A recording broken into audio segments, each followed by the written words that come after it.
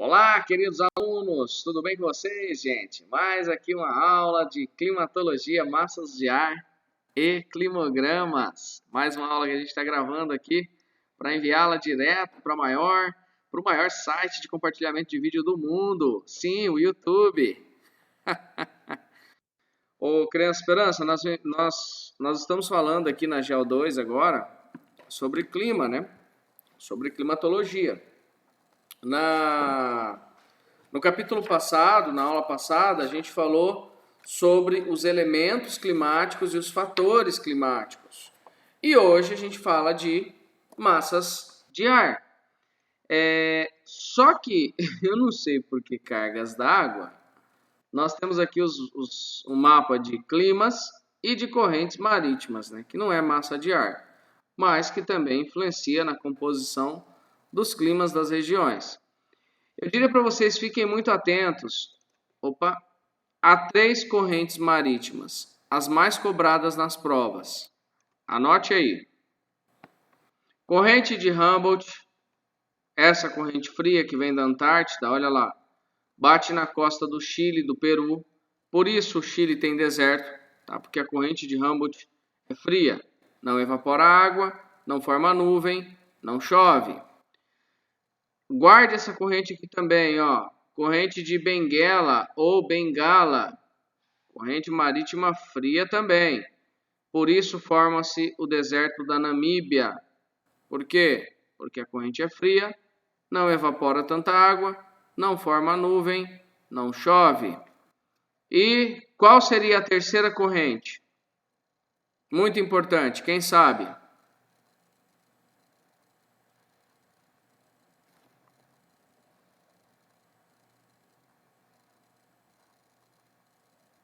Ninguém?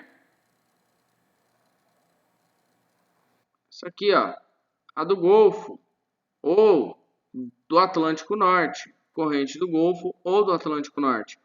Ela sai daqui do Golfo do México, do Mar do Caribe, e sobe em direção à Europa.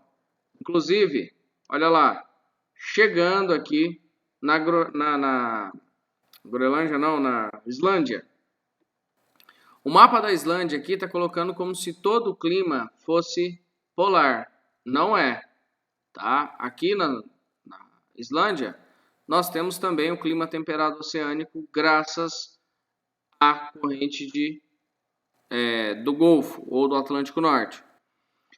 Assim como, se você reparar, a latitude do Reino Unido, na mesma latitude na região aqui no Canadá vai ser clima polar. E no Reino Unido, clima temperado. Por que essa diferença? Porque no Reino Unido chega uma corrente quente e aqui no Canadá uma corrente fria, a corrente do Labrador. Então as correntes marítimas elas podem influenciar sim a composição dos climas, tá? Bom, o que mais que eu posso destacar para vocês? Sim, a presença de climas aqui, ó. Percebam. Entre o Trópico de Câncer e Trópico de Capricórnio predomina a cor laranja, tá vendo? E a cor vermelha, que é o equatorial, e o laranja, o tropical. Nas zonas de transição do trópico para o temperado ou do trópico para o tropical, perceba que acontece em desertos. Ó. Tem deserto aqui na África, o Saara. Aqui embaixo, o da Namíbia. Aqui no México, na mesma latitude do Saara, tem deserto. Aqui no Chile, na mesma latitude do Namíbia, tem deserto. Na Austrália, mesma coisa. Na Ásia, mesma coisa da África. Então, onde ocorrem os desertos principalmente? Nas médias latitudes, nas áreas de transição dos trópicos, de Câncer ou Capricórnio. Mato Grosso do Sul era para ser deserto, pensando nessa lógica. Não é. Por quê? Por conta dos rios voadores que a gente também falou na aula passada. Tá? Bom, vamos lá. Massas de ar. Nós temos aqui 3 tipos de massas de ar, olha lá. massa equatorial, massa tropical e massas polares. Deixa eu aceitar aqui o DAIJ. Golfo. Ah, vocês tinham falado aqui, é que eu não tô lendo aqui. Desculpa. Vou ver depois. Rouba meu carro. Seu carro tá estragado, Carloto. Não teria como roubar seu carro. Só se passasse um cara num caminhão guincho, né? Aí ele guinchava o seu carro e roubava. Vamos lá. Nós temos aqui, ó, massa. Nós vamos ter assim no Brasil. MEA. Massa equatorial atlântica. MTA. Massa tropical atlântica. Então, o que essa sigla significa? O aluno fica morrendo de medo de ter que decorar isso tudo. Ó. Vamos colocar aqui, ó, massas de ar do Brasil. O Brasil tem 4 massas de ar em uma época do ano e 5 massas em outra época. Agora, no inverno, nós temos 5 massas de ar. Olha para esse esquema aqui. Nós estamos nesse segundo momento aqui, ó, inverno. MPA. O que é o P? Polar. O que é o A? Atlântica. O M é de massa. Então, o MPA só vai atuar no Brasil durante o inverno. Olha durante o verão. Ela sumiu. Por quê? Porque está muito quente aqui. As massas de ar quente vão se sobrepor à massa polar atlântica. Agora, quando é inverno, olha o que acontece com as massas quentes. A MEA, por exemplo, a massa equatorial atlântica, ela se deslocou para o hemisfério norte. Tá vendo? Completamente para o hemisfério norte. A MEC, a equatorial continental, deu uma deslocadinha para o interior da Amazônia. Ali já beirando a Cordilheira dos Andes, olha lá. A MTC continuou no mesmo lugar, basicamente, só que ela perdeu força. Reparem então as setas saindo dessas massas de ar. O que significa isso? A área de atuação de cada massa de ar. Ok? Então, quando eu falo M, E, esse E maiúsculo, esse T maiúsculo, esse P maiúsculo, significa equatorial, tropical e polar. Tá? Difícil? Não, né? Tranquilo. Como que as massas de ar influenciam na composição do clima? Por exemplo, agora nós estamos vivenciando uma frente fria aqui em Campo Grande. Teve chuva agora esses dias, né? Vocês lembram dos 3 tipos de chuva? Frontal, convectiva e orográfica. Que chuva que foi essa que nós tivemos?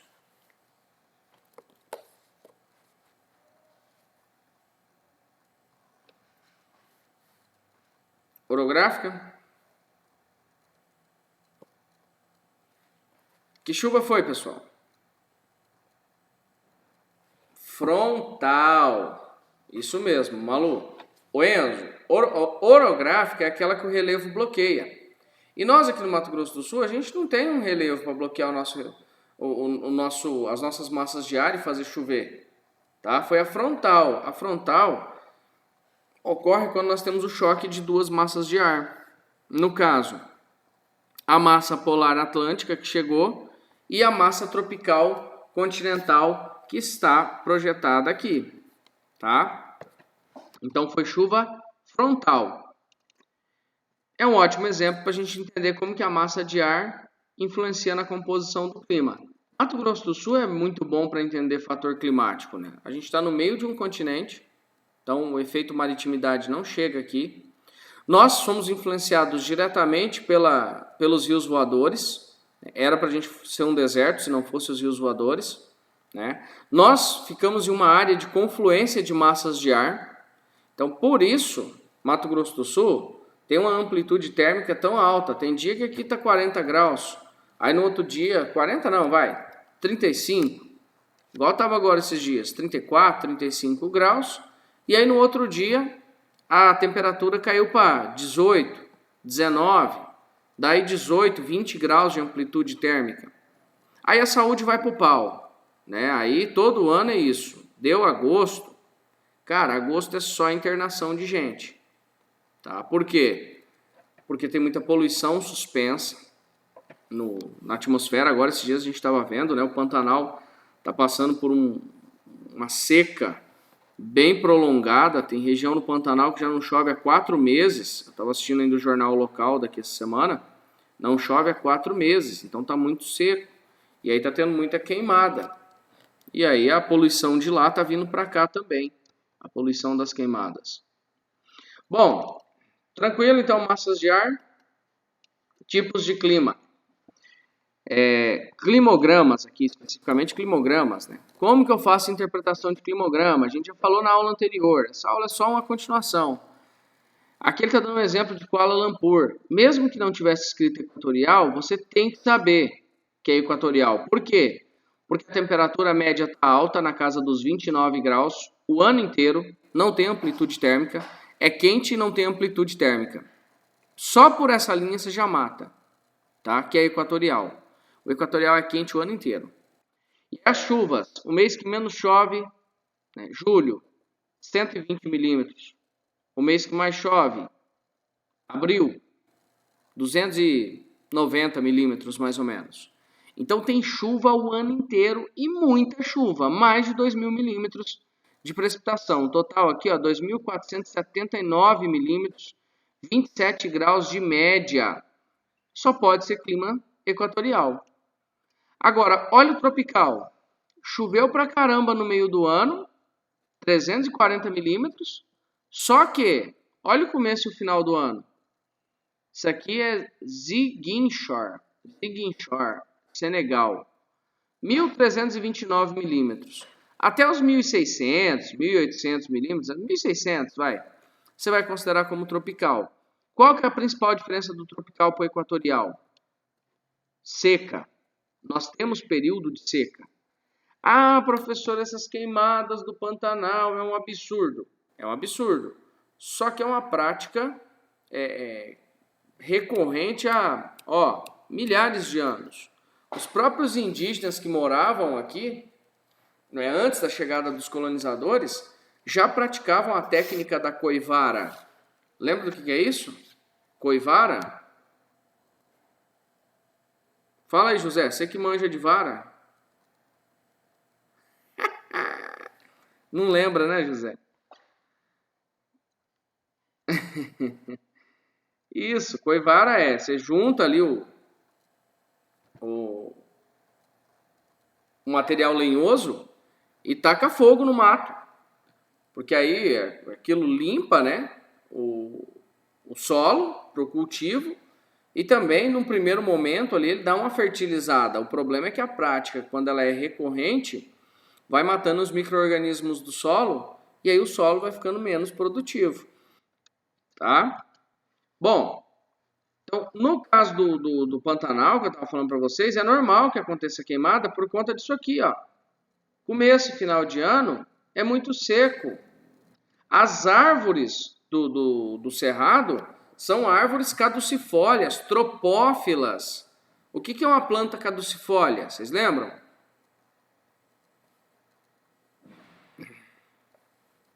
Pantanal é tropical.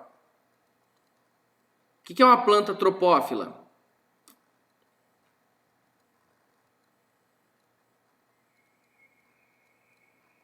Caducifólia cai a folha. Muito bem, Vitória. E a tropófila? Ela é adaptada a período de seca. E a hidrófila? Que ela precisa de muita água. Tá? Tropófila do cerrado. Isso. E como o Pantanal ele tem vastas áreas de cerrado, né? Vamos dizer assim, o que predomina dentro do Pantanal é justamente o bioma do cerrado, né? Porque o Pantanal é uma zona de transição, né, de vegetações. Ali tem Mata Atlântica, tem Caatinga, tem Cerrado e tem Amazônia. Só que ele é predominantemente formado por cerrado. Então está muito seco. O material lenhoso, ali, as folhas secas, elas pegam fogo muito fácil. E aí o fogo se dissemina. Mas queimada no Pantanal não é algo novo. No Cerrado, né, de um modo geral, não é algo novo. O cerrado tem casca grossa também por uma questão de adaptação com o fogo, tá?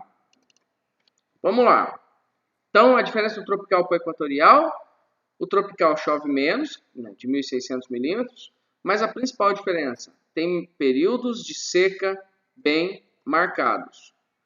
Vamos lá, cuidado para você não confundir isso aqui com o clima tropical. Você fala assim, ó, tem período de calor e de seca, de frio. Aí você fala assim, o ano inteiro está chovendo. Está chovendo bem o ano inteiro? Olha a média de chuva, pessoal, do ano todo. 102 milímetros. Isso é desértico. Parece que tem muita chuva, só que olha ali. O mês que mais choveu, dezembro, choveu 17 milímetros. 16 milímetros, 17 milímetros. O mês menos chuvoso, julho, mais ou menos uns 5, 4 milímetros, né? Juntando tudo, chegou a 100. Então, qual clima que é? Menos que 100 milímetros anualmente. Desértico. Agora os temperados. Esses daqui são um pouco mais complicados de você diferenciá-los. Mas se você prestar atenção bem e gravar isso na sua cabecinha, você vai dar conta. Aqui em cima eu tenho o temperado continental. E aqui embaixo o temperado oceânico. Qual a diferença mais marcante entre os dois?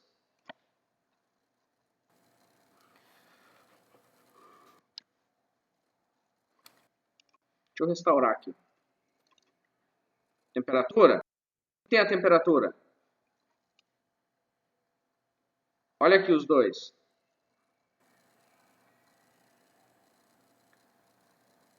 Pode abrir o microfone e falar, Leila.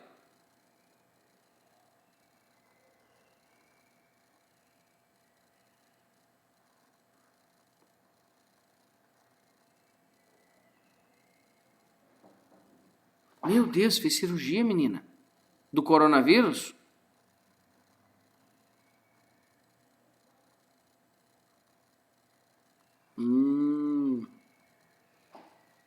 Jesus.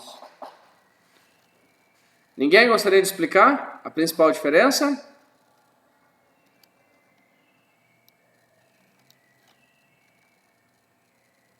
Isso.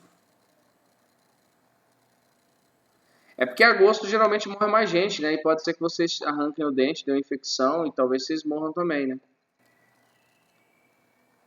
Mentira, arrancar dente ciso é mó de boa. Tem gente que fala assim, ai, arranquei o dente ciso, aí tem que tomar um monte de remédio.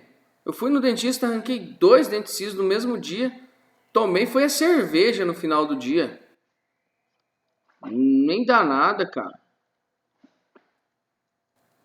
Ixi, de boa. Fui lá, arrancou aqui o dentista, fez assim, já era.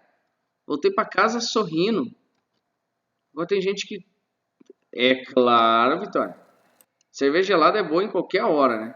Não pra vocês, claro, né? Que são jovens, adolescentes, né? Ninguém tem 18 anos aqui ainda, né? A não ser o Taylor, que tem 28, né? Cadê ele pra me xingar? Luiz, já tá com 18, Luiz?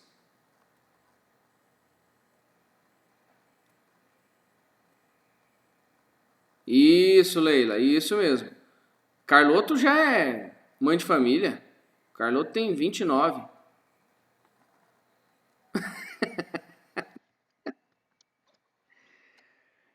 Vamos lá. A principal diferença dos dois é a amplitude térmica, né? O continental, olha o nome, continental.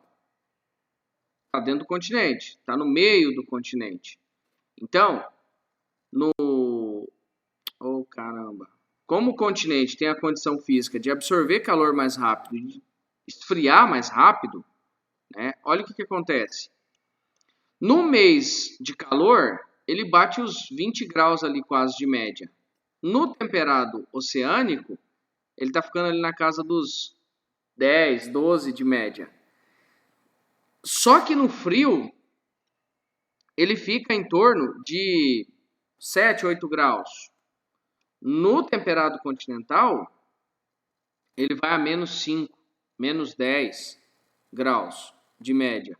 Depende do lugar, lógico. Está colocando um climograma aqui de Bucareste, na Romênia. Então, o que a gente conclui? O temperado continental, pelo fato de estar no meio do continente, né, distante do mar, ele vai esquentar mais durante o verão, mais rápido, mais intensamente, e vai esfriar mais durante o inverno, mais rapidamente. Só que ambos seguem a mesma tendência, tá vendo? Chuva bem distribuída. Ah, professor, só 609 milímetros. Como é que a floresta temperada, por exemplo, consegue se manter verdinha no temperado continental? Olha o oceânico. O oceânico chove muito mais. Por quê? Porque está na beira do oceano. Chove muito mais e mantém a temperatura mais homogênea. Você tem que lembrar que no clima temperado não tem uma insolação tão grande. Então não evapora tanta água. Agora olha esse aqui. É o temperado mediterrâneo ou clima mediterrâneo. Qual que é a diferença dele para o tropical, né? Para os demais climas? Simples. No verão, a chuva cai drasticamente. No inverno, a chuva aumenta. Então você vai ali naquelas cidadezinhas da Itália, né, ali da Espanha, França, Grécia, Tunísia. É um frio chuvoso. E o verão é seco. É quente e seco no verão, frio e úmido no inverno. Uma merda, né? Sua casa fica toda fechada, imagina só. Tendo que ficar tudo fechado durante o inverno. Frio e úmido. Aquilo começa a embolorar tudo, mofar a sua casa. É horrível. O clima mediterrâneo é um clima bem zoado, cara.